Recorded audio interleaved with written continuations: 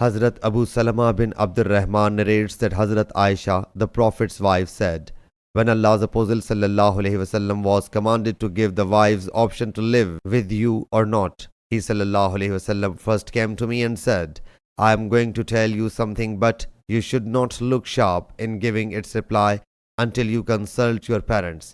She says, he ﷺ knew it well that my parents would never instruct me to get separation from him.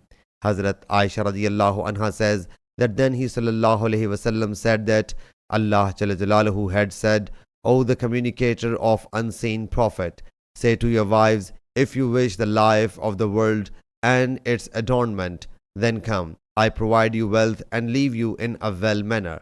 And if you wish Allah and His Messenger and the home of the hereafter, then undoubtedly Allah has kept prepared for the well-doers among you a great reward. She says that she submitted, what should I consult with my parents in this matter, when I myself wish only Allah's pleasure, His Apostle's pleasure, and good in the abode of hereafter?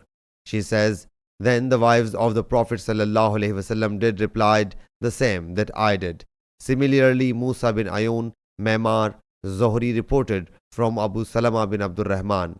Moreover, Abdul Razzaq, Abu Sufyan Maimari, Maimar, Zuhri, Urwa bin Zubair reported from Hazrat Aisha radiyallahu anha.